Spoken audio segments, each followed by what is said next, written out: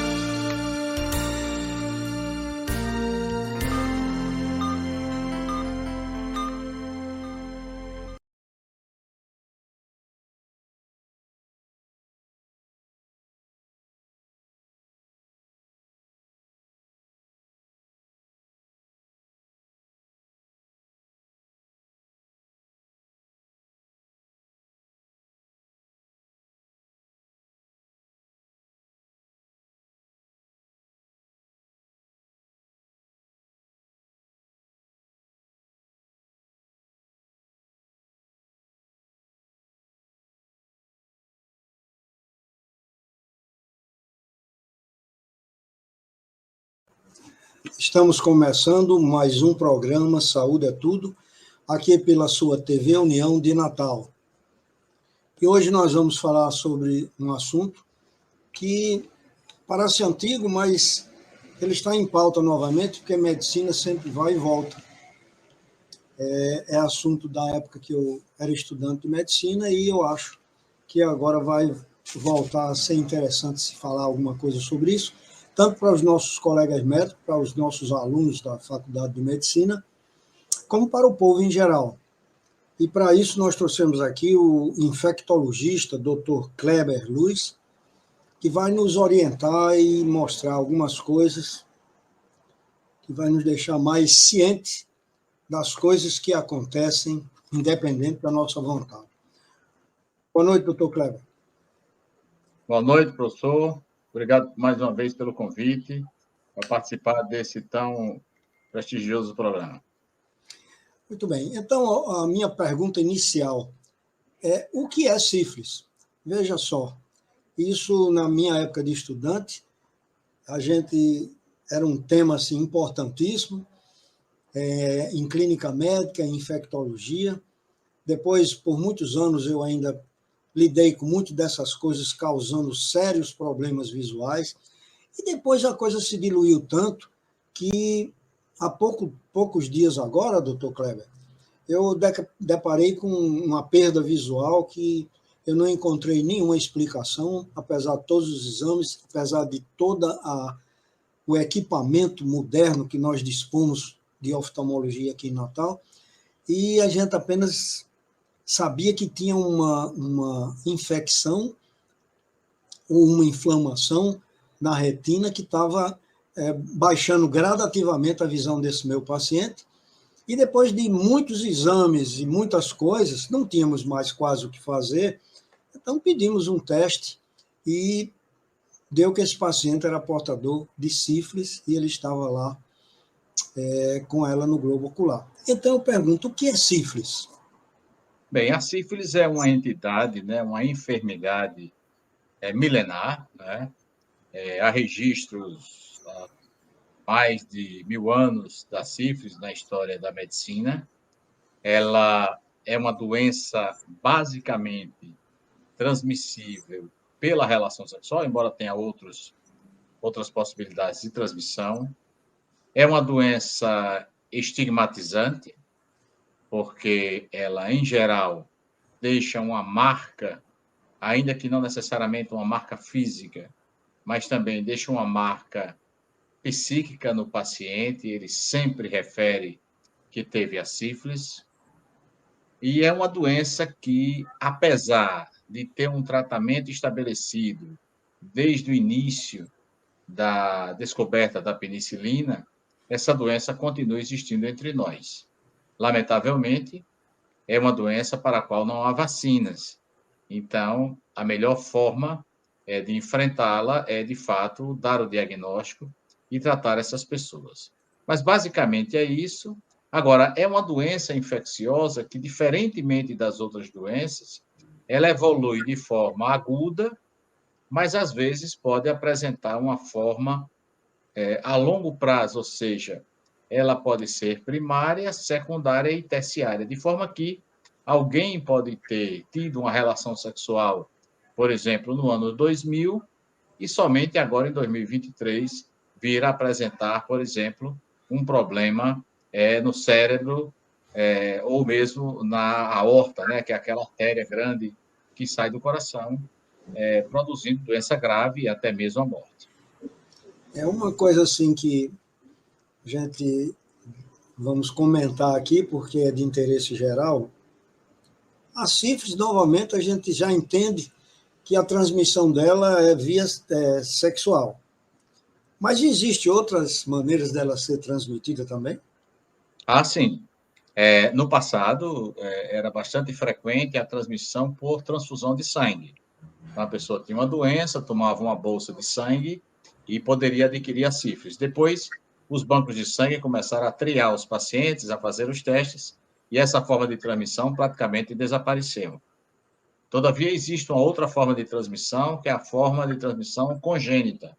Ou seja, a mulher que está grávida, ela está contaminada pelo agente que causa a sífilis, que é o treponema pálido, que é uma espiroqueta, um tipo de bactéria, e durante a gestação, essa mulher pode, via corrente sanguínea, contaminar o feto, contaminar o seu filho, e ele nascer, portanto, com sífilis, chamada da sífilis congênita. Outras formas de transmissão é a sífilis quando dá manifestação na pele. Então, se você tiver um contato íntimo com a pele de outra pessoa que tenha sífilis na pele, também poderá se contaminar. Obviamente que a principal forma de transmissão é pela via sexual.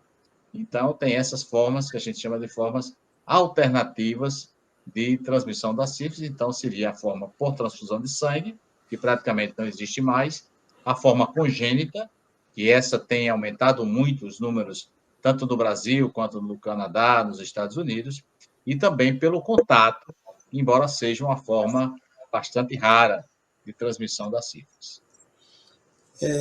Quanto à transmissão que a gente está falando aqui, mas ela se apresenta, como você falou na instante, de formas diferentes. Ela pode ser primária, secundária e terciária. Então, dê uns detalhes para a gente poder entender melhor isso, doutor Kleber. Como é a forma primária da sífilis, como é a forma secundária e como é essa forma terciária? Veja bem, toda doença infecciosa, ela evolui por fases, né? Basicamente, isso é reconhecido em toda doença infecciosa. Uma fase aguda, uma fase crônica, etc. Então, o médico, quando atende alguém com uma doença infecto-contagiosa, geralmente ele vai ter que estabelecer em que fase aquele indivíduo se encontra. A sífilis, classicamente, ela é dividida na fase primária, na fase secundária e na fase terciária. A fase secundária é ainda subdividida numa fase secundária precoce e numa fase secundária tardia. O que seria a fase primária da sífilis? A fase primária da sífilis é aquela que surge algumas semanas após uma relação sexual predominantemente desprotegida, mas, por exemplo, também pode ser transmitida pelo beijo. E a grande característica da sífilis primária é a presença de um cancro. O que é o cancro? O cancro é uma ferida. Essa ferida habitualmente está na área genital da pessoa. Então, está no pênis, dentro do pênis, obviamente, na glande do pênis, que as pessoas conhecem como a cabeça do pênis, mas também pode estar no prepúcio, que é aquela pele que recobre o pênis.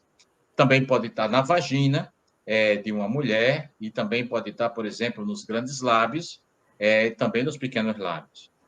Se a pessoa teve uma exposição numa relação pelo ânus, também pode haver a presença dessa ferida no ânus.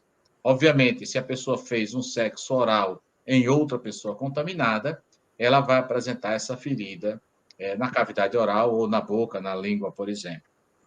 O que é que caracteriza, quais são as características dessa ferida, né? Em geral, ela é conhecida como um cancro, é uma lesão endurecida, mas é uma lesão limpa, ela não tem purulência.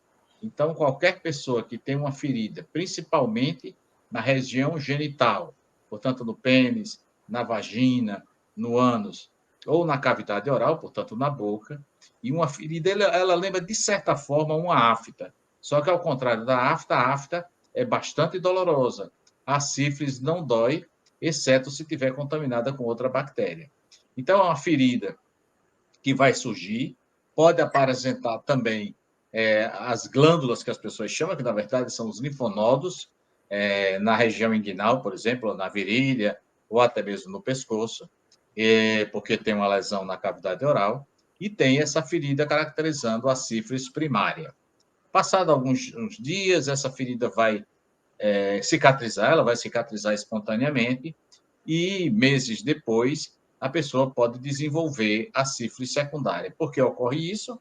Porque o germe da sífilis, o treponema que está lá nessa ferida, ele cai na corrente sanguínea e sofre uma disseminação. Então, tempos depois, a pessoa vai ter um quadro da sífilis conhecida como a sífilis secundária ou secundarismo. Essa sífilis secundária tem uma característica de produzir sintomas sistêmicos. Por exemplo, a pessoa pode ter febre, pode ter dores nas juntas, etc. Todavia, a principal característica dessa sífilis são as máculas ou manchas que surgem na pele. E, caracteristicamente, essas manchas estão presentes na palma da mão e nas plantas dos pés. Então, se o indivíduo teve uma relação sexual principalmente desprotegida, com uma pessoa desconhecida, com um profissional do sexo, por exemplo, e essa pessoa, 2, 3, 4 meses depois, apresenta um quadro de manchas pelo corpo, principalmente afetando a palma da mão e planta dos pés, há uma forte possibilidade disso ser a sífilis. Obviamente que glândulas, os linfonodos podem estar aumentados, que as pessoas conhecem como glândulas, a presença da febre também pode acontecer. Nesse momento da sífilis secundária, ela pode, por exemplo, afetar o couro cabeludo, pode afetar a sobrancelha, até mesmo a barba de uma pessoa. E quando afeta o couro cabeludo, vai apresentar queda de cabelo. Então, pontos do couro cabeludo vão perder a pelugem e então vai ficar áreas redondas, carecas no couro cabeludo, mas também pode acontecer no bigode ou na barba, até mesmo na sobrancelha.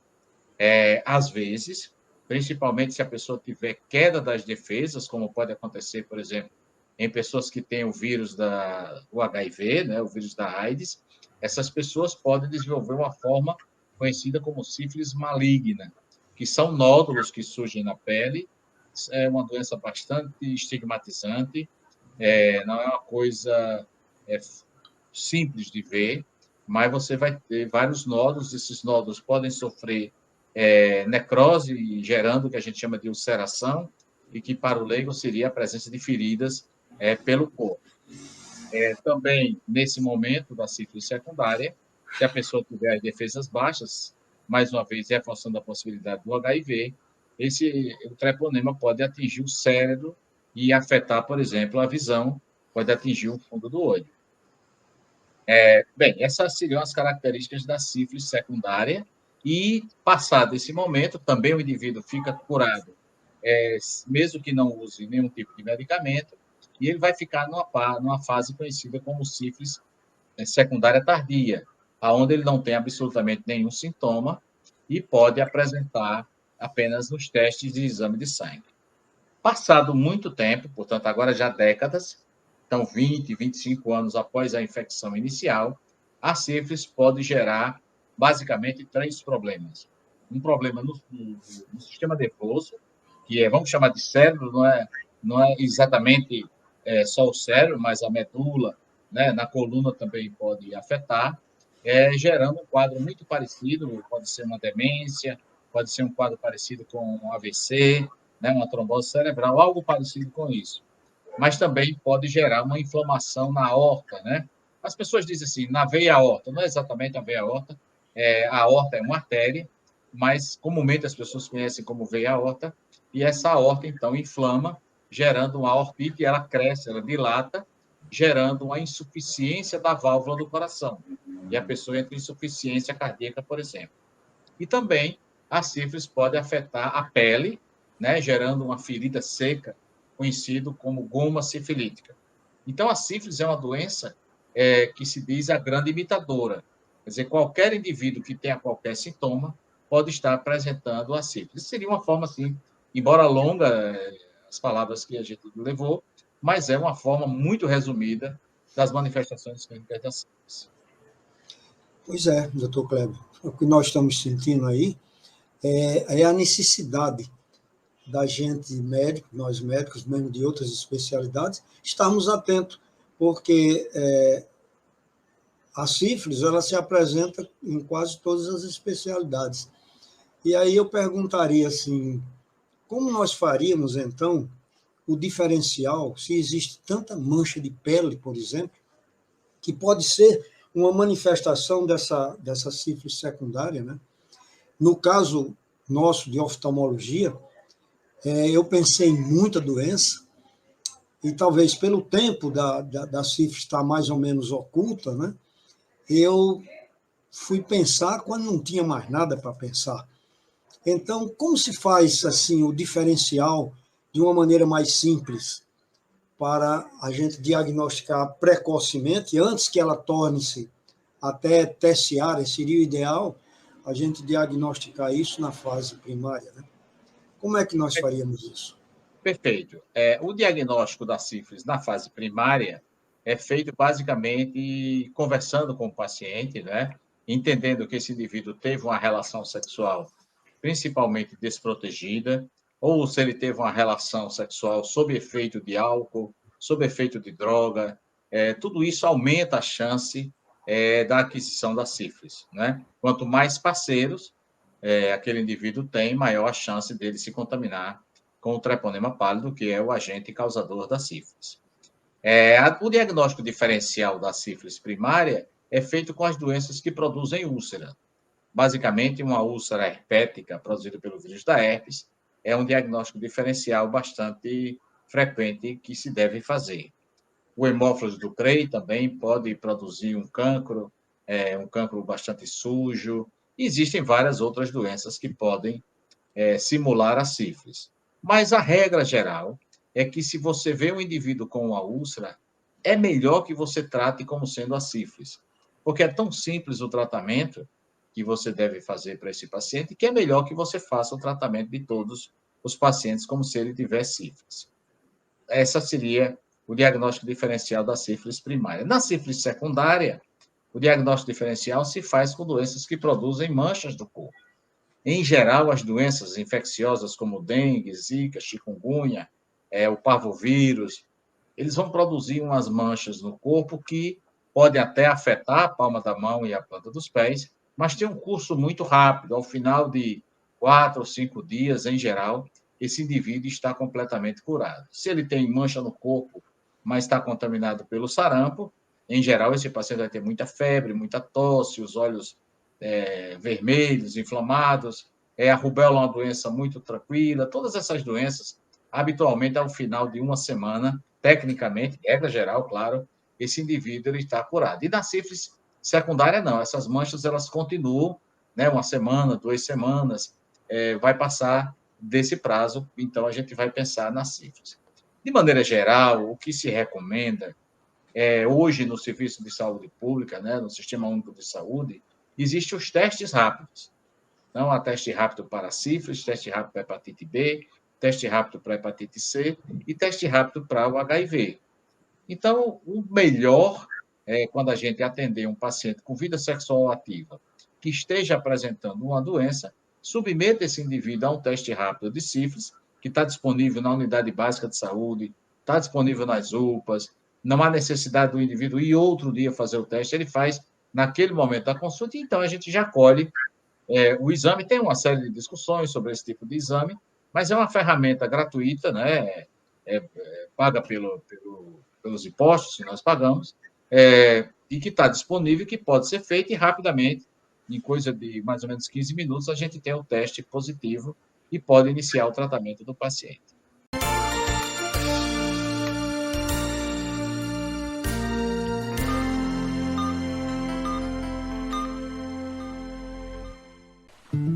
A vida é feita de momentos inesquecíveis. Em um deles, eu te convido a desfrutar em clima serrano, na cidade de Monte das Gameleiras, onde a natureza está presente da melhor forma. Aqui a sua imaginação flui e a sua energia se renova a cada momento. Vem desfrutar desse paraíso conosco. Pousada Encanto dos Pássaros. O paraíso é aqui.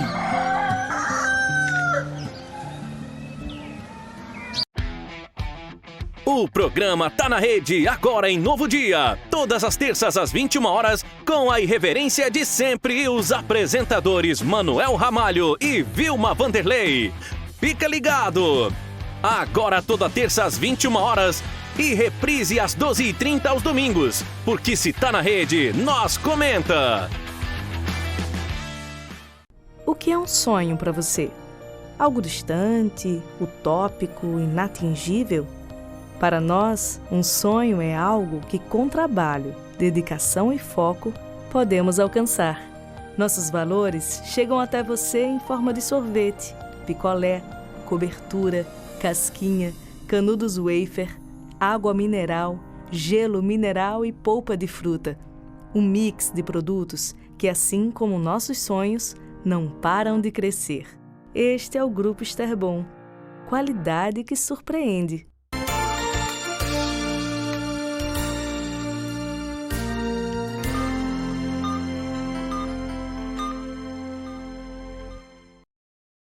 E é interessante que todos vocês que estejam assistindo o programa, vocês observem bem essas. Naturalmente, a gente pensa muito quando a gente encontra isso em AIDS. Podemos continuar. Vamos lá.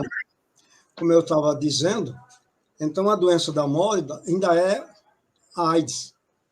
E com isso, então, a gente pensa muito em AIDS e esquecemos doenças como a sífilis, que aí você falou muito bem que existe o teste rápido, né? Que pode ser feito até nas UPAs. E eu lhe pergunto, e o exame de sangue clássico para a detecção do treponema pálido, né? Como é que isso, como é a solicitação? Ele é mais eficiente, é mais prático da gente fazer do que o teste rápido? Passaríamos a fazer esse exame mais de rotina quando suspeitarmos? Qual seria a sua opinião, doutor Kleber? O teste rápido, como o nome diz, né, são testes que a medicina tem utilizado recentemente, a gente chama point of care, ou seja, são testes para serem feitos lá na ponta, rapidamente, para que a gente não perca a oportunidade de dar o diagnóstico do paciente e também iniciar o tratamento, seja do HIV, da hepatite C, da hepatite B, até mesmo da sífilis. Mas, obviamente, se a gente está atendendo um paciente que é um paciente colaborativo, um paciente que a gente acredita que ele vai retornar ao serviço de saúde, não é um paciente, por exemplo, que seja usuário de drogas ilícitas, um paciente que ingere álcool de forma exagerada, que a gente sabe quanto difícil é organizar o retorno desses pacientes à unidade básica de saúde. Então, se o paciente pode voltar, o que é que a gente pode fazer para o diagnóstico da sífilis? A sífilis sempre vai deixar uma marca no sangue. Não há como. Independente, exceto na fase primária, muito rapidamente, mas algumas semanas após a primeira fase, a sífilis sempre vai deixar uma marca na corrente sanguínea. Essa marca pode ser detectada pelos testes ditos não treponêmicos, que classicamente é o VDRL, e também os testes treponêmicos, que é basicamente o FTA-ABS, e também há testes de ELISA e hemaglutinação. Basicamente, então, a gente trabalha na prática diária com o VDRL. O VDRL não é um teste absolutamente específico, mas se reconhece que quando a sua taxa é superior a 1/8, esse indivíduo está contaminado pelo treponema e deverá ser tratado se nunca o foi. O VDRL, ele guarda uma relação com a intensidade da doença. Portanto, é possível que um paciente que tem uma lesão ocular pelo treponema tenha um VDRL 1/128, geralmente 1/512, é uma taxa absolutamente bastante alta. O PIB, de uma forma inequívoca, ele tem sífilis e possivelmente necessita ser tratado adequadamente. O FTA-ABS é um teste que ele tira as dúvidas, né? Então, se um paciente tem um VDRL 1/4, não tem uma exposição, não tem uma história epidemiológica tão rica, muitas vezes a gente tem que lançar a mão do FTA-ABS para exatamente confirmar se aquilo é a sífilis ou se é uma outra doença que estaria falseando esse VDRL. Porque muitas vezes ele tem um VDRL 1/4 e ele nega, por exemplo, que teve uma relação com um profissional do sexo, etc, etc. Então, a gente pode pedir um FTA-ABS. O FTA-ABS tem 2 subclasses. A subclasse IgG, que uma vez positiva vai ser positivo o resto da vida, e a subclasse IgM, que deverá ser positiva quando a sífilis é mais precoce. Então, se a gente atende, por exemplo, um homem de 20 anos que teve uma lesão no pênis, mas a lesão já desapareceu, e ele não sabe se aquilo foi uma herpes, se foi um trauma, ou se foi a sífilis, então a gente pode pedir o VDRL, e se o VDRL vem 1/32, é sífilis, vai ter que tratar. Mas, às vezes, o VDRL vem 1/4, um título muito baixo. Então, a gente precisaria fazer o FTA-ABS, que habitualmente vai vir reativo a IgM e a IgG. Se esse indivíduo tiver passado anos, após o desenvolvimento da sífilis, a IgM do FTA-ABS vai vir não reativa e a IgG vai vir reativa. E aí a gente firma o diagnóstico de sífilis nesse paciente. É muito bom, é interessante tudo isso que você falou aí. E o VDRL que a gente pede é qualitativo e quantitativo, tem finalidade? O VDRL, habitualmente, no passado, se fazia um VDRL qualitativo, e para fazer o quantitativo, deveria pedir. Hoje em dia já não tem mais isso. Quando a gente pede o VDRL, o laboratório automaticamente já faz as diluições. Então, ele já vai fazer a diluição pelo menos 1/8, 1/16. Porque, às vezes, ocorre um fenômeno chamado fenômeno prozona. A pessoa, não é exatamente isso, mas mais para que as pessoas possam entender, tá certo? As pessoas têm tanta sífilis, a sífilis está em tão atividade, uma atividade tão grande, que nas primeiras diluições do VDRL ele está negativo. Então, é preciso você continuar essas diluições para que ele se torne positivo.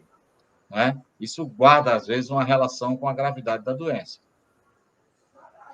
Então, essa sífilis, como nós estávamos falando, ela tanto pode dar em adulto também, como pode dar em criança.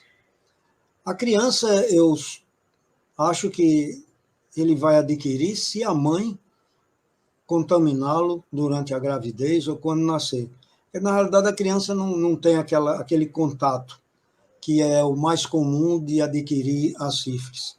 Então, como você explicaria isso, doutor Cleber? Exatamente. A criança, habitualmente, ela tem a sífilis que a gente conhece como sífilis congênita.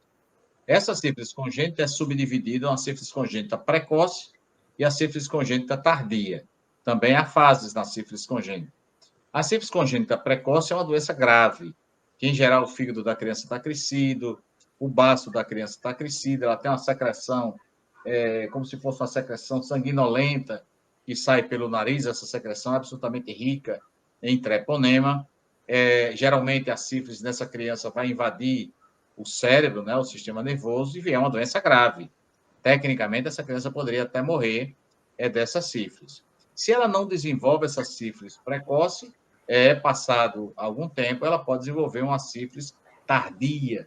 Essa sífilis tardia pode produzir, por exemplo, uma paralisia do ombro, né, uma pseudoparalisia do ombro, pode produzir alterações dentárias, pode produzir alterações na fronte do paciente, conhecido como fronte olímpica. Então, mas essa sífilis congênita tardia, praticamente a gente não vê mais, em virtude de se fazer sempre, né, toda mulher que vai parir numa maternidade, ela vai ser submetida a um teste de HIV e também submetida a um teste de sífilis. Isso é padrão hoje no Brasil em todas as maternidades. De forma que, quando você detecta o teste positivo na mãe, você faz o teste na criança e, se for positivo, geralmente essa criança não vai para casa e se inicia o tratamento específico com penicilina. Doutor E de Kleber, forma que a gente não vê a sífilis congênita tardia mais. doutor Kleber, é o seguinte, e a preocupação hoje da mulher grávida que tem, por exemplo, o diagnóstico de sífilis, como é o procedimento? Como é que se Bem, faz? o teste da sífilis é um teste padrão que deve ser feito em todo o pré-natal. Então, não existe, desde que a mulher faça o pré-natal, ela necessariamente vai ser submetida a uma avaliação da sífilis. Qualquer dos testes disponíveis na atenção básica.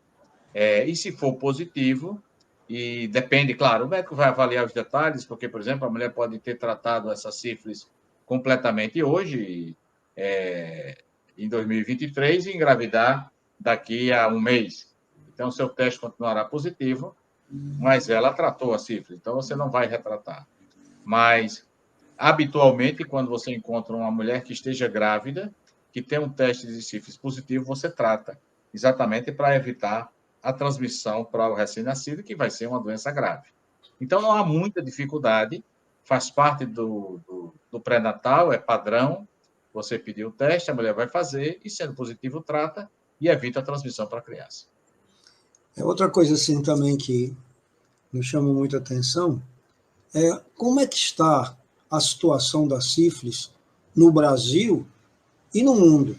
Porque, por exemplo, eu que sou oftalmologista, eu estava mais ou menos assim, esquecido da sífilis, preocupado muito ainda com a AIDS, mas a sífilis eu não estava tão assim.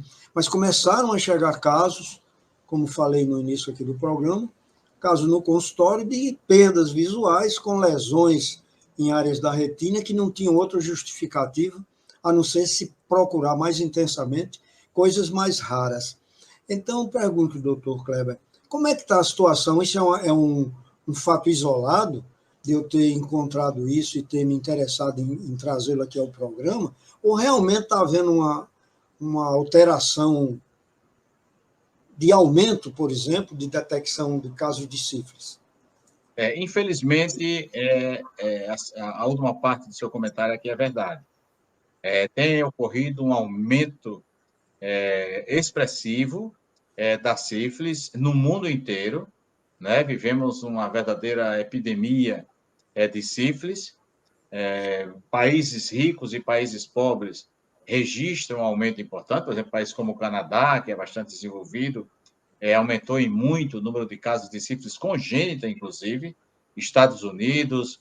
Então, infelizmente, a sífilis sofreu um aumento substancial. De forma que, por exemplo, lá no Giselda, quase que de uma forma permanente, há sempre um indivíduo internado recebendo tratamento para sífilis que afetou o sistema nervoso central, afetou o cérebro. Então, isso é dramático. Então, todos os números de sífilis são absolutamente alarmantes. Então, poderíamos dizer que o treponema ele está circulando de uma forma muito intensa, produzindo seus efeitos deletérios em todas as classes sociais, isso é importante. A sífilis não é uma doença do pobre, é uma doença das pessoas que têm uma menor renda mensal, mas também pessoas com absoluta renda alta. Então, ela está circulando, de fato, em todas as classes sociais, se é que podemos dizer assim. Não respeita o sexo, então, homens, mulheres, todos que têm atividade sexual, homens com homem, mulher com homem, pessoas trans, etc., etc., a sífilis está presente. O que eu diria que seria importante é incluir sempre na rotina dos exames um teste de sífilis, porque é impossível você identificar quem pode ter e quem pode não ter, não é? Mesmo pessoas reconhecidamente celibatários, etc., quando você vai investigar, essa pessoa tem sífilis. Então, para que não seja pego de surpresa, o ideal é que toda vida que esse indivíduo fizer uma consulta, o médico de família for lá visitar aquela família, que se peça o teste de sífilis, obviamente que sempre é voltado para as pessoas que têm vida sexual ativa, né? Aquelas pessoas que estão se expondo, homens e mulheres, à atividade sexual, que é uma coisa, obviamente, bastante frequente. Existem coisas, doutor Kleber, que mudam assim a conduta das pessoas no mundo em determinadas situações e épocas. Por exemplo, quando começou a surgir essas doenças chamadas do ato sexual, que a pessoa pegava gonorreia, que pegava a própria sífilis, enfim, começou a se usar a camisinha. E essa camisinha perpetuou-se porque apareceu uma outra mais complexa, que é a AIDS. Então, as pessoas sempre ficam procurando alguma coisa para normalizar, para simplificar, porque, na realidade, não é tão legal você ter uma relação sexual usando camisinha. Muda muito a sensibilidade, uma série de coisas. Mas o que está me preocupando, e que eu queria conversar aqui com você, é que essa evolução fez com que a ciência, a farmácia, a indústria farmacêutica, criasse um tipo de medicamento, que é o TREP, que eu gostaria que você desse uma explicação sobre esse medicamento, para que todos possam entender, que as pessoas estão usando isso para não se preocuparem em precisar de usar a camisinha, porque ela se diz que faz evitar que você pegue a AIDS. Então, eu queria que você fizesse um comentário bem completo sobre essa droga, se ela realmente faz isso, que protege contra a AIDS, mas, ao contrário, ela começou, eu acho, a predispor a pegar essas outras patologias que também são prevenidas com o uso da camisinha. Então, me diga aí alguma coisa. Bem, as doenças, né, de transmissão sexual, que nos últimos anos no Brasil tem se caracterizado pela mudança de alguns nomes, né? Então não se fala mais doença sexualmente transmissível, se fala infecção sexualmente transmissível, no fim é a mesma coisa, né? As pessoas terminam se contaminando durante o ato sexual.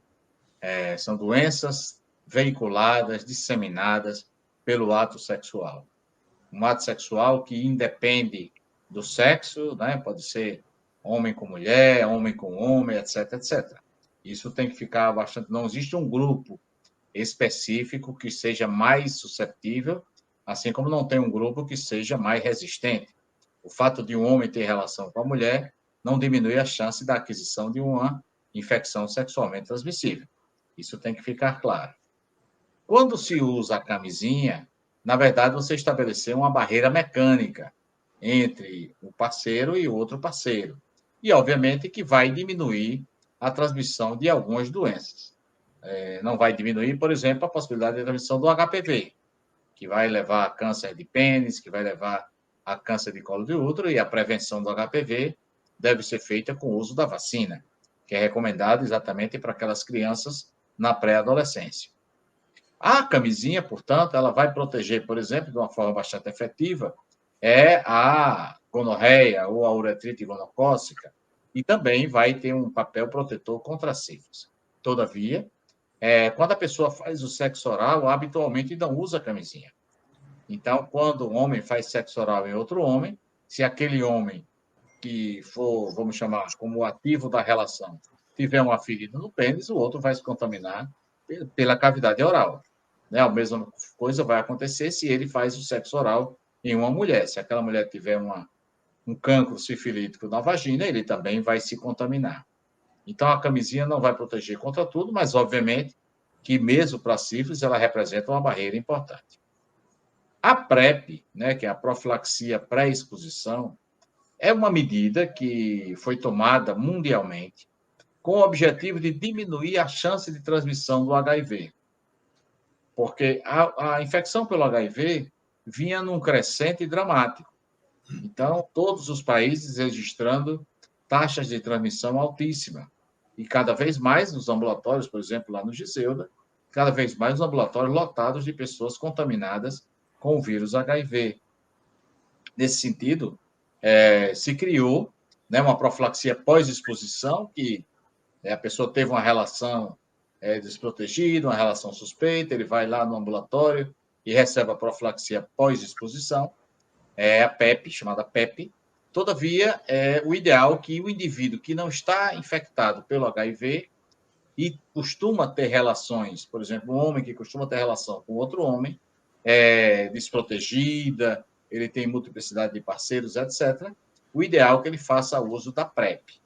A PrEP é um medicamento que é disponibilizado pelo Sistema Único de Saúde gratuitamente, e a pessoa tem que fazer os testes, isso termina gerando uma certa adesão do indivíduo ao serviço de saúde, porque a cada período ele vai ter que fazer um teste de sífilis, de hepatite, um teste do próprio HIV, e esse indivíduo, então, recebe essa medicação, e ele vai ficar usando essa medicação todos os dias. Essa PrEP vai proteger única e exclusivamente contra a infecção pelo HIV. Não vai proteger contra a clamídia, não vai proteger contra a herpes, não vai proteger contra o treponema, etc, etc. Então, você deve, na verdade, fazer uma combinação de mecanismos de proteção. Seria mais ou menos como colocar câmeras em casa e grade na janela. A gente utiliza sempre mais de um mecanismo de proteção contra roubo, por exemplo, nas nossas residências.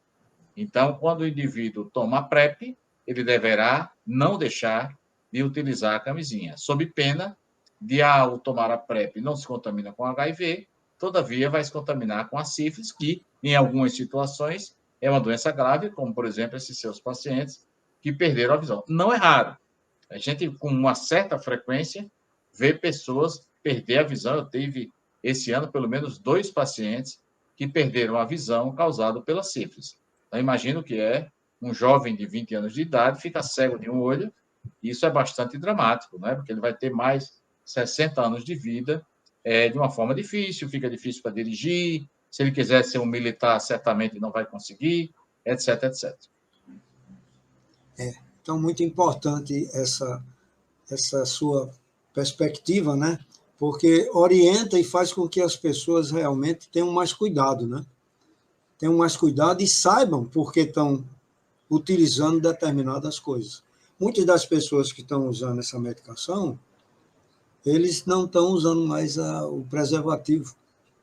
Então, estão esquecendo que existem essas outras coisas que nós agora aqui estamos falando.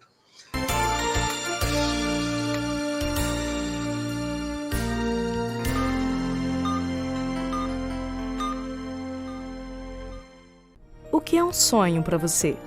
Algo distante, utópico, inatingível? Para nós, um sonho é algo que, com trabalho, dedicação e foco, podemos alcançar. Nossos valores chegam até você em forma de sorvete, picolé, cobertura, casquinha, canudos wafer, água mineral, gelo mineral e polpa de fruta. Um mix de produtos que, assim como nossos sonhos, não param de crescer. Este é o Grupo Esterbom. Qualidade que surpreende. Precisou de algum serviço de lanternagem e pintura em geral? Aqui é o lugar perfeito. Paraíba Auto Center, confira! Aqui você encontra a garantia de serviços em lanternagem, pintura, espelhamento, lavagem com polimento, recuperação de para-choques, para-brisas e faróis. Paraíba Auto Center, serviços de lanternagem em geral. A vida é feita de momentos inesquecíveis. Em um deles eu te convido a desfrutar em clima serrano, na cidade de Monte das Gameleiras, onde a natureza está presente da melhor forma. Aqui a sua imaginação flui e a sua energia se renova a cada momento. Vem desfrutar desse paraíso conosco. Pousada Encanto dos Pássaros. O paraíso é aqui.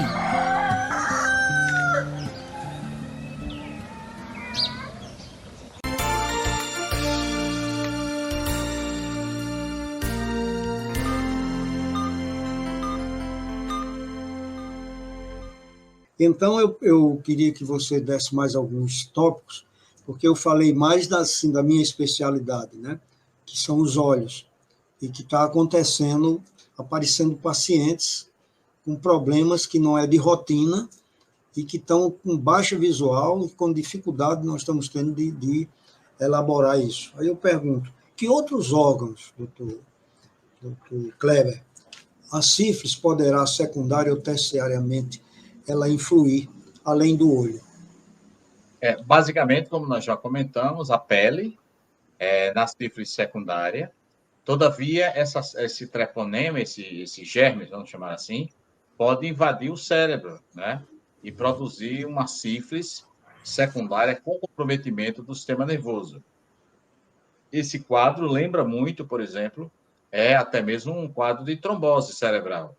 Então, o indivíduo pode ter como que uma isquemia cerebral, um AVC. Seria mais ou menos assim, de uma forma simples, resumido dessa forma. Então, a pele e o cérebro. Todavia, qualquer órgão pode ser afetado. Por exemplo, eu estava discutindo com um colega essa semana e ele me falou de um paciente que teve uma perda auditiva. Então, ele quase fica surdo. A sorte que procurou um médico muito competente e ele pediu o teste da sífilis e o VDRL veio muito alto. E ele iniciou o tratamento e ele conseguiu recuperar a audição. Então, a audição é afetada. Outro órgão que pode ser afetado na sífilis, por exemplo, é o nariz, né? Por exemplo, o septo nasal, que é essa membranazinha que divide uma narina, né? Uma cavidade nasal da outra, esse chamado de septo, ele pode ser perfurado, né? Ficar saindo secreção causado pela sífilis, assim como o céu da boca. A gente conhece como o palato, né? O palato duro. Ele também pode ser infectado pela sífilis e gerar uma perfuração. Então, essa perfuração vai gerar grandes transtornos para o indivíduo, que ele vai mastigar e essa comida vai entrar no seio da face, por exemplo. Então, são exemplos comuns que, de fato, pode afetar o indivíduo. Numa fase mais avançada, então, a sífilis pode, principalmente, afetar o coração e também pode afetar o sistema de equilíbrio, né? A pessoa fica andando com as pernas abertas, ele não consegue caminhar de uma forma correta. Conhecido na medicina como tabes dorsalis. Então, o indivíduo não consegue caminhar. E também a sífilis pode afetar o raciocínio, né? No passado, muitas pessoas que eram internadas em hospitais conhecidos como hospitais dos loucos, os hospícios, essas pessoas eram admitidas e, na verdade, elas tinham sífilis. Então, a sífilis pode afetar até mesmo a capacidade cognitiva. Eu tive um paciente muito interessante, era um advogado, e esse advogado perdeu a capacidade de leitura. Imagina, um advogado que fica analfabeto, não pode exercer sua profissão. Então, por sorte, foi feito o diagnóstico da sífilis, do sistema nervoso central, do cérebro, foi iniciado o tratamento, e muito interessante, ao final do tratamento, esse advogado voltou a ler, né? Mas era muito interessante, a gente chegava, mostrava um texto para ele, e ele, um advogado em plena atividade, um indivíduo de 50 anos, não conseguia fazer nenhum tipo de leitura. Não que tivesse cego, enxergava bem, mas ele não conseguia raciocinar. Muito bem. Agora, uma coisa assim, para a gente fechar o nosso programa, é que tem muitas doenças que não têm tratamento em medicina ainda hoje.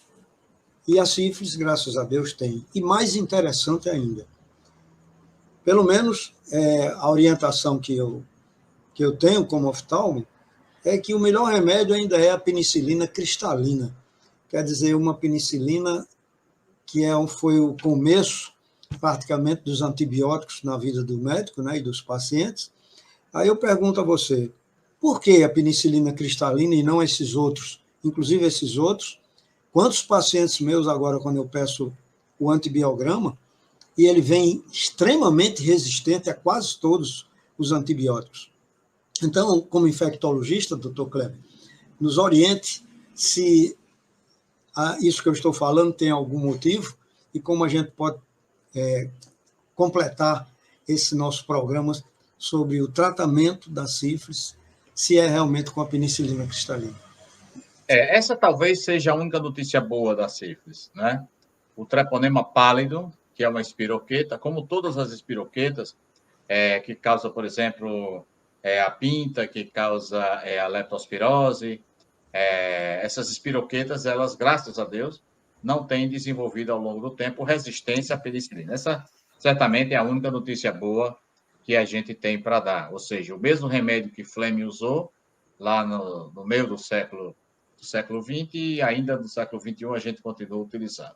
Há propostas de estudos com medicamento oral, mas, felizmente ou infelizmente, a penicilina ainda deve ser dada de forma injetável, né? Conhecido como penicilina benzatina. Ela deve ser dada na dose de 2 injeções. Cada injeção tem 1.200.000 unidades, portanto, o indivíduo vai tomar 2.400.000 unidades em cada glúteo, né? Então 1.200.000 no glúteo direito, 1.200.000 no glúteo esquerdo. E se ele tiver a sífilis primária, ele está tratado. Se ele tiver uma sífilis secundária precoce, também pode-se utilizar uma única dose, mas habitualmente os médicos fazem 2 doses. Então, o indivíduo vai tomar 4 injeções de penicilina benzatina com intervalo de 7 dias. Esse intervalo é importante porque precisa dar um nível mais alto de penicilina benzatina. Quando a gente está fazendo, por exemplo, a prevenção da febre reumática, a gente usa uma injeção a cada 30 dias. Quando a sífilis é secundária tardia, né, aquela sífilis que você admite um paciente com VDRL 1/16 e ele nunca tratou e também não tem sintomas, esse indivíduo deverá ser tratado com 3 doses de penicilina benzatina. Então, a cada 7 dias, por exemplo, ele vai tomar 2 aplicações, uma em cada glúteo. Então, 1.200.000 de um lado, 1.200.000 do outro, mais 7 dias, 1.200.000 de um lado, 1.200.000 do outro, mais 7 dias repete essa aplicação. A penicilina benzatina agora, ela vem já na formulação líquida, ela é liofilizada. Então, ela não entope mais aquela dor extrema que se tinha, basicamente não tem, e você pode fazer muito tranquilamente a penicilina benzatina. Ela deve ser feita sempre no ambiente hospitalar, pelo risco raro de uma reação alérgica. Quando a sífilis afeta o sistema nervoso, ou uma sífilis, por exemplo, grave, que pode acontecer, por exemplo, no recém-nascido, essa criança ou esse adulto, né, uma sífilis que é uma meningite sifilítica, ela deverá ser tratada com penicilina cristalina. Então, você vai fazer penicilina cristalina, uma dose em torno de 20 milhões de unidades por dia, pode ser um pouco mais, um pouco menos. Todavia, esse indivíduo tem que ficar internado no hospital, em geral, por pelo menos 14 dias. Esse é um problema para esses pacientes, porque, em geral, são pessoas em plena atividade de trabalho e vai ter que se ausentar do trabalho por 2, 3 semanas para que possa fazer esse tratamento. Mas o tratamento, basicamente, é com penicilina. Aqueles que têm alergia à penicilina e você não consegue resolver essa alergia, aí poderia utilizar, por exemplo, a eritromicina, mas sempre o tratamento alternativo, ele deixa a desejar, né? Porque não é garantia de que o indivíduo vai ficar curado. Ok, doutor Kleber, foi muito bom conversar com você, ter essa aula. Todos nós tivemos assim o privilégio de estarmos em casa, assistindo tudo isso, que muitas vezes hoje a gente nem consegue mais dar uma aula assim com o profissional que a gente deseja, nas salas de aula dos cursos de medicina. É tanto que sempre eu peço para meus alunos de assistirem o nosso programa, Saúde é Tudo, porque sempre tem um colega de ponta que eu trago para cá, para ele justamente falar de algum assunto que é interessante para todas as pessoas, para o aluno, para o colega médico de outra especialidade, e para ele, que tem aquela rotina na faculdade, e que muitas vezes os 6 anos de faculdade não preenche totalmente assim, o que ele vai enfrentar no dia a dia da vida. Agora, eu já com 57 anos de formado, agora, essa semana, tive que voltar a estudar e ver algumas coisas de uma patologia, que foi a sífilis, que me foi ensinada na faculdade de uma maneira já assim, já estava saindo assim de tantos casos que aconteciam. Então, medicina é bom por isso, que a gente sempre tem que estar atualizado. Eu deixaria esses momentos finais agora para que você diga o que você achar interessante sobre a medicina infectológica, que você a faz tão bem, e o convite para sempre que você tiver alguma coisa a nos dizer, dá um toquezinho para que você volte aqui ao nosso programa. Ok, então, como comentário final, né, a gente agradece mais uma vez essa oportunidade aí com o professor Fulco, que foi meu professor lá na oftalmo, aqui na UFRN. Então, muito orgulho desse ex-aluno, né, tê-lo como professor, que mantém esse programa há muitos anos. É um programa com audiência cativa, né, e com conteúdo excepcional. É um prazer, portanto, trabalhar e participar e colaborar com esse programa. Como mensagem da sífilis, seria: vamos testar as pessoas, né? Vamos aproveitar a consulta para fazer um processo de educação no sentido dos indivíduos se protegerem, não associar sempre que possível droga com a prática sexual, porque isso faz com que você perca as medidas de prevenção, isso faz com que você não use o preservativo, por exemplo. Isso não é bom. Então, a mistura, né, a mescla de atividade sexual com álcool ou droga, em geral, pode trazer problemas. E as doenças infecciosas, elas estão aí. Sempre a gente tem vivido epidemias e surtos. Tivemos a Covid, segue os casos de gripe, de influenza, da monkeypox, ou varíola do macaco, né? Mas também temos a dengue. O Brasil segue com epidemias de chikungunya, epidemias de dengue. Natal, infelizmente, registra óbitos, inclusive em criança, causados pela dengue. Então, as doenças infecciosas, elas estão muito presentes no nosso meio, elas não desapareceram, e penso que, lamentavelmente, esses movimentos anti-vacina têm colaborado para o ressurgimento de doenças que antes estavam absolutamente controladas, como é o caso, por exemplo, do sarampo. Então, a gente hoje vive a recorrência do sarampo, o Brasil perde o certificado, e isso é, de fato, muito ruim. Lembrando os casos de tuberculose, a tuberculose ela volta com uma quantidade enorme de casos. Desapareceram algumas doenças, mas outras voltaram, e voltaram de uma forma muito importante. De forma que a gente nunca deixa de conviver com uma doença infecciosa, né? O Rio Grande do Norte agora registra um surto de morbo entre os equinos, né? Entre os cavalos. Então, sempre a gente está tendo uma doença infecciosa. E, por fim, então, professor, agradecer essa oportunidade de estar presente nesse valioso programa e passar para as pessoas uma mensagem de cuidado da saúde, porque, como diz o título do programa, saúde é tudo. Né?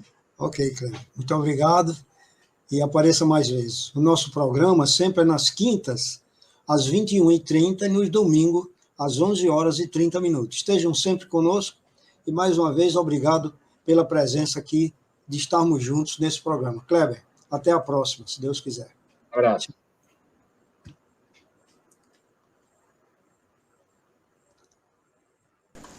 E para terminar, nosso convidado, Dr. Cleber, tem mestrado em pediatria pela Universidade Federal de São Paulo e doutorado em doenças infecciosas pela USP, professor associado 4 da Universidade Federal do Rio Grande do Norte e é consultor para arbovírus pela União Pan-Americana de Saúde, que faz parte do grupo assessor da Organização Mundial da Saúde, com sede em Genebra.